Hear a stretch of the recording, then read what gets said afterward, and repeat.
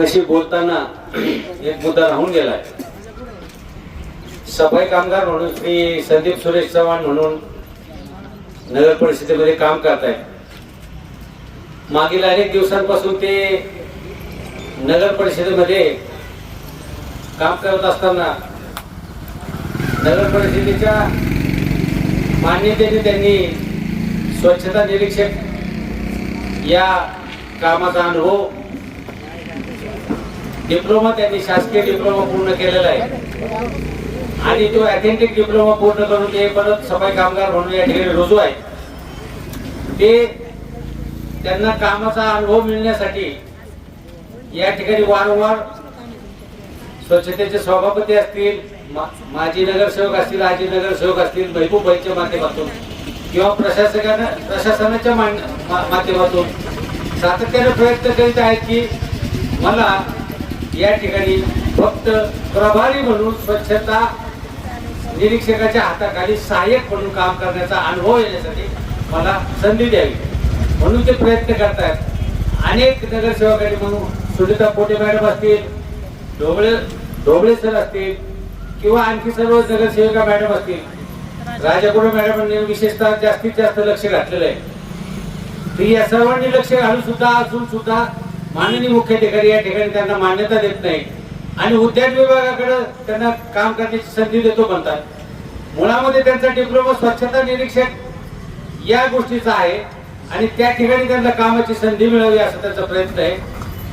राज्यसेवेतील जे पद आहे केडर मधलं त्या पदाची योग्यता त्यांच्याकडे आहे. त्या पदाची योग्यता असताना सुद्धा ते या ठिकाणी कुठलीही पदोन्नती किंवा पदाचा लाभ किंवा कुठलेही वेतन वाढ नसताना न घेता फक्त अनुभवासाठी प्रभारी म्हणून सहाय्यक स्वच्छता निरीक्षक पदाची मागणी करतायत आणि हे मात्र पत्रव्यवहार करून त्यांना चुकीच्या पद्धतीने उत्तर देत आहेत. हे निश्चितपणे चुकीचं आहे. म्हणून अध्यक्षांनी सुद्धा त्यांच्या लेखसोड लावलेल्या आणि 11 पाणी त्याचे जे मुद्दे आहेत ते त्या ठिकाणी त्यांनी प्रकर्षाने मांडलेला आहे. तर माझी या प्रशासनाला विनंती असेल आणि माननीय जिल्हाधिकारी साहेबांना विनंती असेल की या ठिकाणी संदीप सुरेश चव्हाण यांची राज्यसेवेतील जे त्यांचं केडर आहे त्याची योग्यता असताना सुद्धा त्या या ठिकाणी दिलं जात नाही. तर त्याची दखल घेऊन त्यांना निश्चितपणे सहाय्यक प्रभारी स्वच्छता निरीक्षक पदाचा अनुभवासाठी या ठिकाणी घेण्यात यावं अशी विनंती मी प्रशासनाला करतोय. निश्चितपणे यापुढे काय ते आहेत सर्व पक्षाचे कार्यकर्ते आहेत पण प्रशासन मात्र गेंड्याच्या कातडीचा ढिम्मा आहे. ते डोळ्यावर झापडे घेऊन बसलेलं आहे आणि ते निश्चितपणे याचा मलिदा खातोय म्हणून ते गप्प बसलेले आहेत. माझे असे त्यांच्यावर जाहीर आरोप आहे. त्यांच्यावर आरोप नुसता असून भागणार नाही. यापुढच्या काळामध्ये त्यांना मध्ये कोर्टामध्ये खेचण्याचा सुद्धा प्रयत्न आहे. कारण गेले अनेक वर्ष आम्ही न्याय मागवत आहोत. सातत्याने सर्व कागदपत्रांची पूर्तता करून सुद्धा त्यांना न्याय मागत आहोत. तरीही आपलं काहीतरी चुकतंय हे मान्य न करता आम्हालाच समजावण्याचा प्रयत्न करतायत. कलेक्टर ऑफिसला उपोषण झाली त्या ठिकाणी आम्हाला सांगितलं निश्चितपणे कारवाई करू, आठवड्यातून एकदा भेट देऊ, आपण चर्चा करून प्रश्न सोडवू. पण हे काही चर्चा करत नाही आणि प्रश्न सोडवत नाही. भिजत घोगडे ठेवायचं आणि निश्चितपणे यातून मार्ग काढायचा नाही.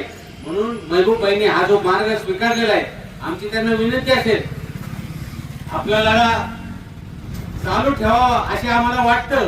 पण आपल्या जीवाचं काही बरं वाईट झालं तर निश्चितपणे गावाला फार मोठा धक्का पोहोचेल.